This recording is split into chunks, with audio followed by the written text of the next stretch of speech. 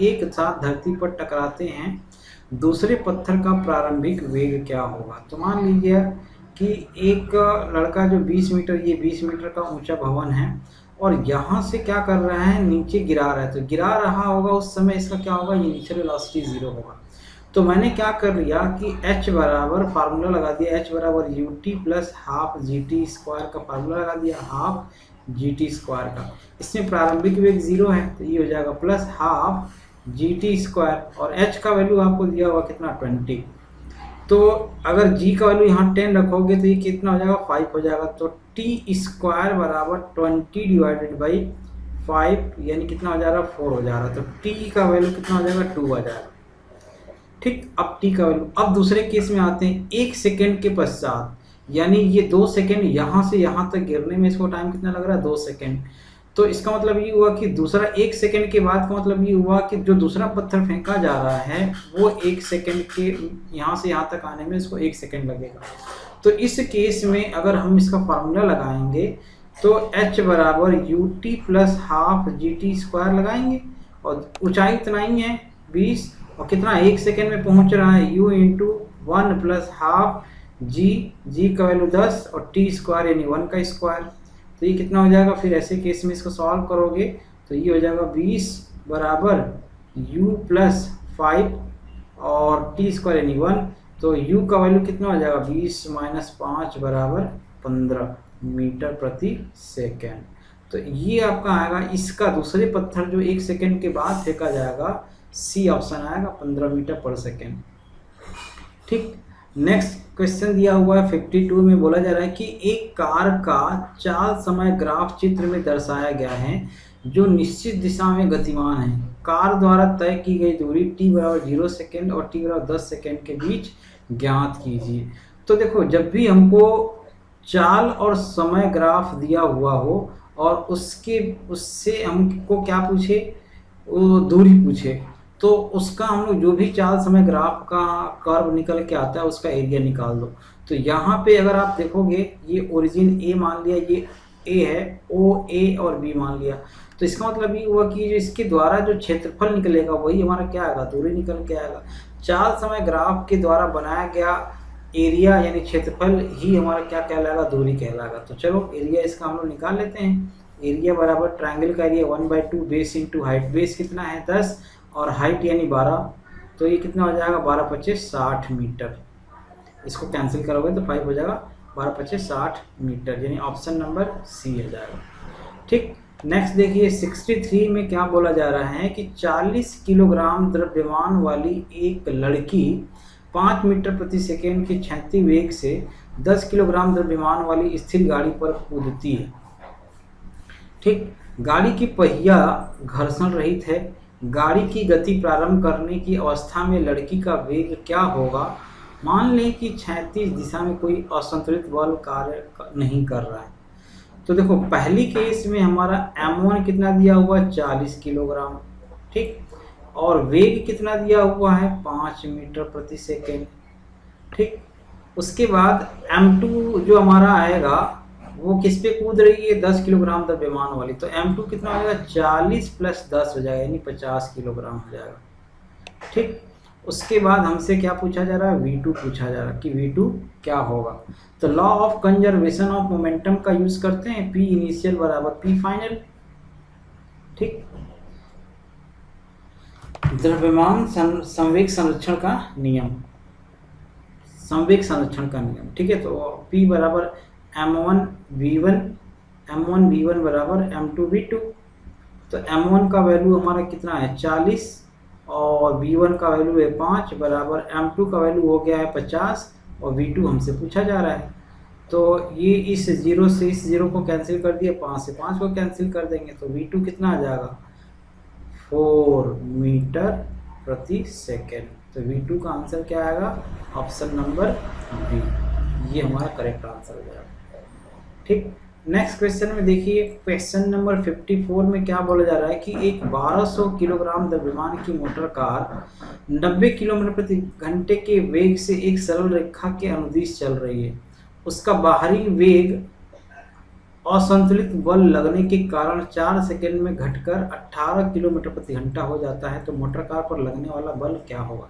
देखो मास दिया हुआ है कितना, 1200 किलोग्राम, ठीक, और वेलोसिटी दिया हुआ है v1 आपका पहले था मान के चलो 90 किलोग्राम, 90 किलोमीटर पर आवर दिया हुआ है।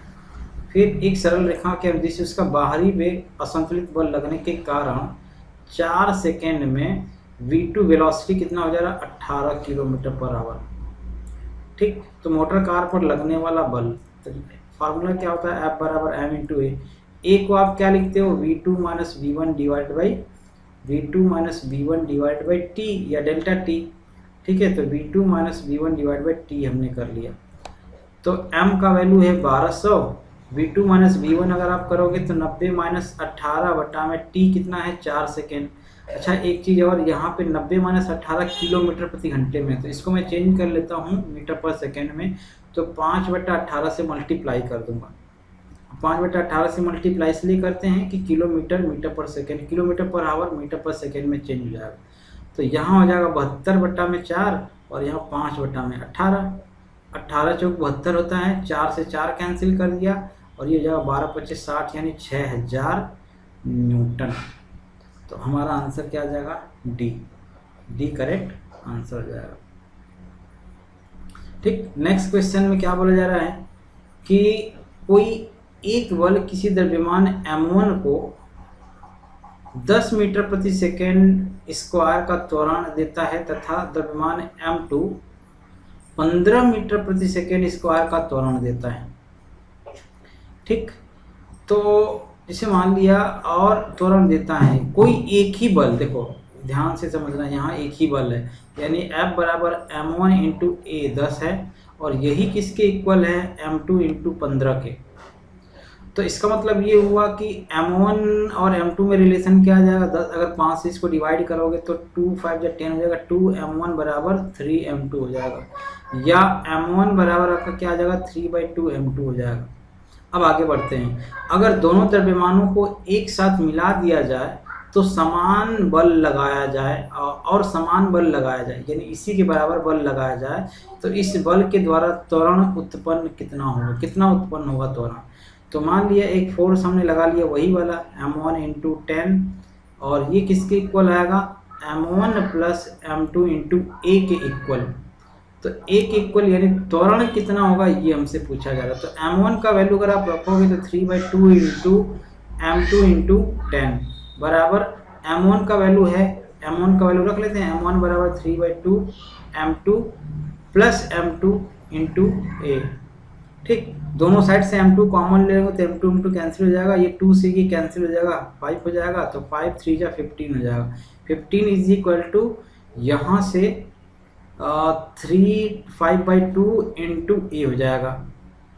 अब 5 3 जा 15, इसको कैंसिल कर दिया और 3 2 जा 6 हो जाएगा, यानी ए का वैल्यू कितना हो जाएगा, 6 मीटर पर सेकेंड स्क्वायर हो जाएगा ए का वैल्यू, ठीक। यानी ऑप्शन नंबर बी हो जाएगा, ठीक। नेक्स्ट आ जाते हैं 56 में क्या बोला जा रहा है कि एक बेलनाकार सिलिंड्रिकल गुटका मेज पर रखा है जिसकी त्रिज्या r है और द्रव्यमान m है, मेज पर दाब P लगाया जा रहा है, ठीक है। यदि इसकी त्रिज्या दोगुनी कर दी जाए, यानी पहले केस में दोगुना त्रिज्या कर दिया गया और द्रव्यमान 3 गुना कर दिया गया, तो मेज पर लगने वाला दाब कितना होगा, ठीक है। प्रेशर यानी दाब बराबर कितना होता है, फोर्स डिवाइडेड बाई एरिया होता है, और अगर मान के चलो फोर्स बराबर m इंटू हमने क्या कर दिया, m इंटू ए कर दिया, ठीक है, m into A divide by area मान के चलो सिलेंडर का है तो पाई r स्क्वायर हो गया। तो P ये हमारा वैल्यू है। दूसरे केस में बोला जा रहा है, मान लो इसको मैंने P1 बोल दिया, तो जो मास था वो 3 गुना हो गया, ठीक, ma, और उसके बाद हमारा पाई और r का वैल्यू जो है वो कितना हो गया, 3 गुना हो गया, 2 गुना हो गया सॉरी, तो 2 इंटू आर स्क्वायर हो गया। तो ये कितना हो जाएगा, 3ma divided by 4 pi r square, मतलब 3/4 इंटू पी के इक्वल हो गया। तो P1 जो होगा 3/4P के इक्वल हो जाएगा। तो बस ऑप्शन नंबर बी हो जाएगा। ठीक, अब देखते हैं नेक्स्ट क्वेश्चन में बोला जाए कि बर्फ का घनत्व x ग्राम पर सेंटीमीटर क्यूब है और पानी का घनत्व y ग्राम सेंटीमीटर पर क्यूब है। जब m ग्राम बर्फ पिघलता है तो उसके आयतन में कितना परिवर्तन होगा। देखो घनत्व बराबर क्या होता है, द्रव्यमान बटा में आयतन होता है, ये हम सबको पता है। ठीक, तो अगर मान के चलो अगर हम लोग इसको घनत्व बराबर द्रव्यमान बटा आयतन, तो पहले केस में बर्फ का घनत्व कितना है, x है, d आइस मान लिया हमने x बोल दिया, और d वाटर हमने बोल दिया, पानी का घनत्व y है। ठीक, तो m ग्राम द्रव्यमान, तो इस केस में अगर हम वॉल्यूम उसके आयतन में कितना परिवर्तन होगा ये बोला जा रहा है। तो अगर हम लोग इनिशियल आयतन की बात करें तो m बराबर वी आई बराबर m अपान कितना हो जाएगा, x हो जाएगा। मान लो ये इक्वेशन 1 हो गया। फिर फाइनल केस में m अपान कितना हो जाएगा, y हो जाएगा। तो आयतन m ग्राम बर्फ पिघल रहा है, तो m ग्राम बर्फ पिघल रहा है, तो फिर वॉल्यूम चेंज कितना होगा, v final minus v initial निकाल लेते हैं, या डेल्टा f इसी को बोल सकते हैं, डेल्टा v बोल सकते हैं। तो ये कितना हो जाएगा, m कॉमन ले लिया, कितना हो जाएगा 1/y माइनस 1/x हो जाएगा, और यही हमारा आंसर हो जाएगा सेंटीमीटर क्यूब। ठीक, तो ये हमारा ऑप्शन नंबर डी क्या होगा, करेक्ट हो जाएगा। क्लियर है। नेक्स्ट बात करते हैं। नेक्स्ट क्वेश्चन दिया हुआ है कि एक 50 किलोग्राम द्रव्यमान का एक लड़का 50 किलोग्राम द्रव्यमान का एक लड़का सोपान पर दौड़कर यानी जीना पर दौड़कर 45 सीढ़ियां 9 सेकेंड में चढ़ता है, और यदि प्रत्येक सीढ़ी की ऊंचाई 15 सेंटीमीटर हो तो उसकी शक्ति का परिकलन कीजिए। देखो शक्ति कैसे निकालते हैं, पहले तो आप ये देखो कि अगर हम शक्ति की बात करेंगे तो P बराबर कितना हो जाएगा, W/T, यानी वर्क डन पर सेकेंड या पर टाइम ऐसा बोल सकते हो। तो पावर बराबर P बराबर W/T हमने बोल दिया, और W क्या होता है, force into displacement divided by time. और फोर्स की अगर बात करोगे तो mg इंटू एच, एस को हमने h बोल दिया, डिवाइड बाई टाइम। तो ये कितना हो जाएगा, P m का वैल्यू दिया हुआ 50 किलोग्राम, ठीक, g का वैल्यू यहाँ 10 लेने बोल रहा है, हाइट आपका दिया हुआ है कितना 45 सीढ़ियाँ हैं और 15 सेंटीमीटर का है। तो 15 सेंटीमीटर को हमने चेंज कर दिया मीटर में, 0.15 मीटर, तो 45 गुणे 0.15 ये हो गया, और टाइम दिया हुआ है 9 सेकेंड, तो डिवाइड बाई 9।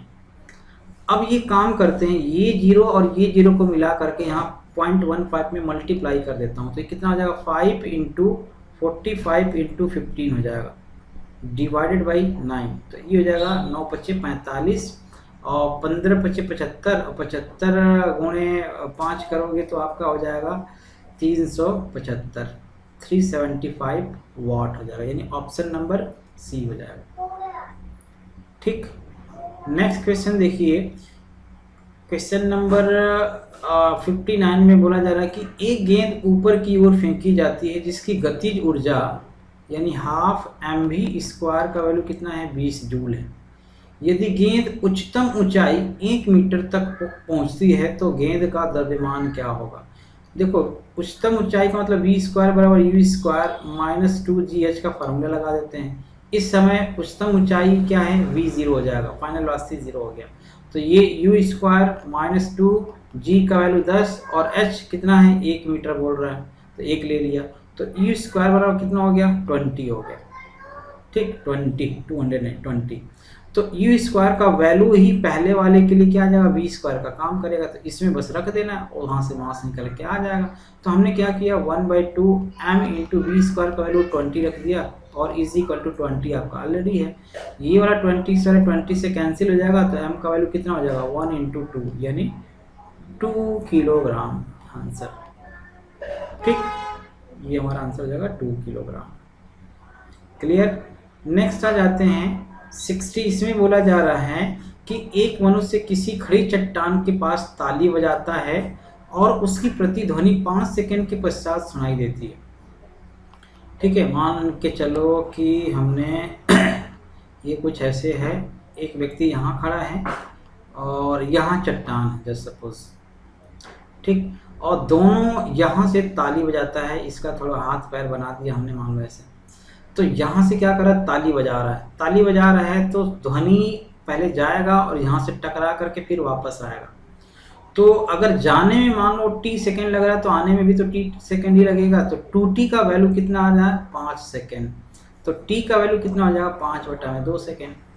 ठीक, अब यहाँ से यहाँ का डिस्टेंस मान के चल रहे हैं कि d डिस्टेंस होगा, तो समय बराबर कितना होता है, दूरी बटा में चाल होता है। तो समय आपको दिया हुआ 5/2, दूरी हमको निकालना है, और वेलोसिटी आपका ध्वनि की वेलोसिटी दिया हुआ 346, तो d बराबर कितना हो जाएगा 5/2 गुणे 346, 2 से इसको कैंसिल करोगे तो 173 हो जाएगा, और 173 को आप मल्टीप्लाई करोगे तो कितना हो जाएगा 865 मीटर। तो ये हमारा आंसर हो जाएगा। ठीक, नेक्स्ट देखिए क्वेश्चन नंबर 61 में बोला जा रहा है कि दी हुई तार की लंबाई, कोई तार है और उसकी लंबाई दी हुई है, कितना लंबाई दिया हुआ है, L दिया हुआ है, तो पहले लंबाई L है और अनुप्रस्थ काट का क्षेत्रफल A दिया हुआ है, तार का प्रतिरोध R बराबर दिया हुआ है 4 ओम।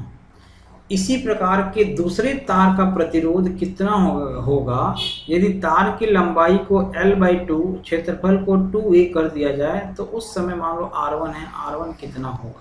देखो फार्मूला कितना होता है, R बराबर रो L/a होता है, या हम इसको ऐसे भी लिख सकते हैं R is directly proportional to L/a।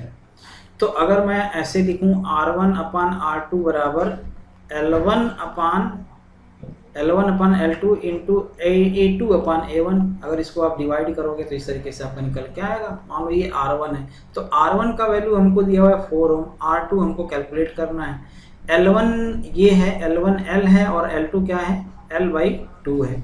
फिर A2 आपका दिया हुआ है 2a और A1 आपका दिया हुआ है a, ये L से L कैंसिल, A से A कैंसिल, ये हो गया 4/R2 इज इक्वल टू कितना 4, ये 2 से 2 ऊपर जाके मल्टीप्लाई हो जाएगा।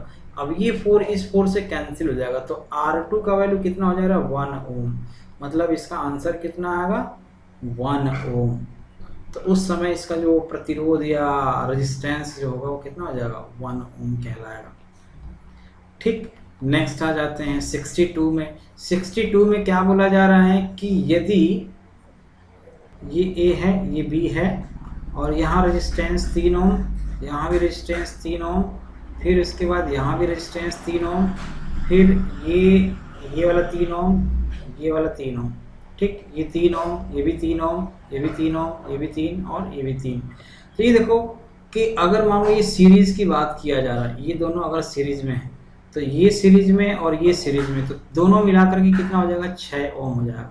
तो 3 और 6 ओम मिला करके जो इक्विवेलेंट रेजिस्टेंस आएगा वो कितना आ जाएगा 1/R बराबर 1/6 प्लस 1/3, कितना हो जाएगा 1/2। कैसे 1/6 प्लस 2/6 यानी 3/6 हो जाएगा, तो यानी 1/2 आ रहा है। तो R का वैल्यू कितना हो जाएगा यहाँ पे, कब इतना वैल्यू, तो हमारा इनका इक्विवेलेंट रेजिस्टेंस 2 ओम आ गया। अब इसको अगर हटा दोगे तो ये 3 ओम और ये वाला तीनों क्या हो जाएंगे, सब सीरीज में हो जाएंगे। तो 3 + 2 + 3 कितना हो जाएगा 3 3 6 और 2 8 ओम।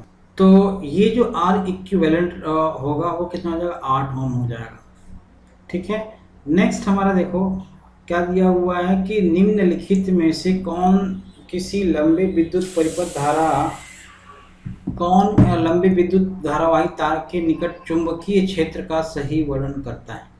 देखो चुंबकीय क्षेत्र के पहला क्या लिखा हुआ कि चुंबकीय क्षेत्र की क्षेत्र रेखाएं तार के लंबवत होती है। देखो तार के लंबवत तो हम नहीं कर सकते, ठीक है। दूसरा क्या बोला है कि रेखाएं तार के समांतर रहती है, तार के समांतर नहीं होती है, भी गलत है। चुंबकीय क्षेत्र की क्षेत्र रेखाएं अरीय होती हैं जिनका उद्भव तार से होता है। The field consist of radial lines originating from the wires, नहीं वायर्स नहीं होता है। तो इसमें क्या लिखा हुआ है, चुंबकीय क्षेत्र की संकेंद्रीय क्षेत्र रेखाओं का केंद्र तार होता है। हाँ ये सही है, जहाँ से भी हमारा जो चुंबकीय क्षेत्र निकलती हैं उनका जो सेंटर होता है वो वायर ही होता है। जैसे मानो अगर चुंबकीय क्षेत्र बनाओगे तो क्या होता है, चुंबकीय क्षेत्र ऐसे निकलता है, तो ये तार का सेंटर ही तो होता है। ठीक है, ऐसे चुंबकीय क्षेत्र निकलती हैं, तो वो इसका मतलब ऑप्शन नंबर डी हो जाएगा। ठीक, नेक्स्ट देखिए, धूप में रखे जाने पर किसी प्ररूपी सौर सेल से लगभग कितनी विद्युत उत्पन्न करते हैं। तो ये तो हमारा कितना होता है, 0.07 वाट होता है, क्योंकि इसमें जो डायोड लगता है उसका जो मैक्सिमम कैपेसिटी होता है 0.7 वोल्ट होता है। ठीक, तो ये आपको ध्यान रखने की ज़रूरत है, बस और कुछ नहीं। ठीक, जो एक्चुअली ऑप्टिकल डिवाइस होता है इसमें सौर सेल में, तो ऑप्टिकल एलईडी होता है एक तरह से, तो वो क्या करता है, उसका जो वैल्यू होता है वो 0.7 वाट के इक्वल होता है। ठीक, नेक्स्ट देखते हैं, एक बिंब दर्पण से 10 सेंटीमीटर की दूरी पर रखा हुआ है, यानी यू का वैल्यू कितना दिया हुआ, 10 सेंटीमीटर। फोकस दूरी दिया हुआ है 15 सेंटीमीटर। ठीक, प्रतिबिंब की स्थिति पूछा जा रहा है, यानी v का वैल्यू पूछा जा रहा है। तो चलो फार्मूला लगा दिए, 1/f बराबर 1/v माइनस 1/u। तो 1/f यानी 1/15, 1/v का वैल्यू हमसे पूछा जा रहा है, माइनस 1/u, u यानी 10। तो 1/v का वैल्यू कितना हो जाएगा, 1/15 प्लस 1/10। इसको सॉल्व करोगे तो 10 और 15 कितना हो जाएगा, 10 और धन 15 बटा में 150, यानी हो जाएगा 25/150, 1/v का वैल्यू यानी 1/6। तो v का वैल्यू कितना हो जाएगा, 6 सेंटीमीटर। तो 6 सेंटीमीटर हमारा आंसर आएगा।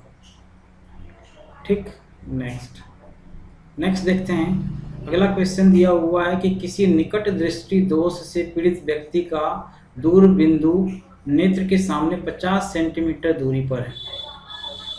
दोष को संशोधित करने के लिए आवश्यक लेंस की क्षमता क्या होगी। देखो, कभी भी हमारा निकट दृष्टि दोष से पीड़ित व्यक्ति दूर बिंदु के सामने, यानी हमारा वैल्यू क्या दिया हुआ है, व्यक्ति का दूर बिंदु नेत्र के सामने 50 सेंटीमीटर की दूरी पर रखा हुआ है। तो u कितना हुआ है, मानो 50 सेंटीमीटर रखा हुआ है। अब इस दोष को संशोधित करने के लिए, यानी इसका इमेज मानो इनफाइनाइट बन रहा होगा, इनफाइनाइट में बन रहा होगा क्योंकि इमेज बन ही नहीं रहा है, उसी दोष को दूर करना है। ठीक, तो पहले हम लोग फार्मूला लगाते थे, 1/f बराबर 1/v माइनस 1/u का। ठीक, तो अब अगर आप अप्लाई करोगे तो 1/v का वैल्यू क्या आ जाएगा, ये 1/∞ माइनस 1 हो जाएगा 50। ठीक, तो ये f का वैल्यू हो गया आपका माइनस 1/50, ये प्लस में आएगा, तो ये आपका हो जाएगा 1/50, यानी f का वैल्यू कितना हो जाएगा, -50 सेंटीमीटर। ठीक, अब क्षमता की बात किया जाए तो क्षमता कितना होता है, 1/f इन मीटर। तो मीटर को सेंटीमीटर में चेंज करोगे तो 100 बटा में f सेंटीमीटर हो जाएगा। अब इसको अगर आप लिखोगे तो 100 बटा में -50 यानी कितना हो जाएगा, p पावर हमको लिखना है, तो -100 बटा में 50 यानी p का वैल्यू कितना हो जाएगा, -2 डायोप्टर हो जाएगा, 2.0 डायोप्टर, यानी ऑप्शन नंबर सी हो जाएगा। ठीक, नेक्स्ट क्वेश्चन देखते हैं कि लिखा हुआ है कि एक प्रकाश की किरण आयताकार कांच के स्लैब में संचरित होकर जिसका अपवर्तनांक √2 है, कांच और वायु को पृथक करने वाले पृष्ठ पर 45 डिग्री का आपतन कोण बनाती है, वायु का अपवर्तनांक 1 है। तो देखो इसमें क्या हो रहा है कि एक आयताकार कांच ऐसे दिया हुआ है और इसका अपवर्तनांक दिया हुआ √2 दिया हुआ है, वायु का अपवर्तनांक मान लो n होगा 1 दिया हुआ है। तो यहाँ से एक कोई मान लेते हैं, ये यहाँ से पहले नॉर्मल खींच लेते हैं, ये नॉर्मल है, जस्ट सपोज ये नॉर्मल है। तो यहाँ से एक लाइन इंसिडेंट हो रहा है। ठीक, इंसिडेंट हो रहा है, इंसिडेंट एंगल आपका दिया हुआ कितना, 45 डिग्री, और जब यहाँ से रिफ्लेक्ट हो रहा है तो सघन से विरल माध्यम एक्चुअली जा रहा है, तो ये हमसे पूछा जा रहा है। तो देखो फार्मूला क्या होता है, अगर मान लेते हैं इसका रिफ्रैक्टिव इंडेक्स आपका दिया हुआ अपवर्तनांक, तो √2 इंटू साइन स्नेल लॉ का यूज कर लिया, साइन 45 इज इक्वल टू उसका अपवर्तनांक आपका दिया हुआ है 1 इंटू साइन r। ठीक, तो तो √2 इंटू साइन 45 का वैल्यू कितना होता है 1/√2 is equal to 1 into sine R. तो ये √2 से √2 कैंसिल, साइन आर का वैल्यू कितना हो जाएगा 1, तो आर बराबर 90 डिग्री। यानी क्या पूछा जा रहा है, वायु से निकलने वाली और 90 अंश का अपवर्तन कोण बनाएगी। Option D is correct answer. ठीक।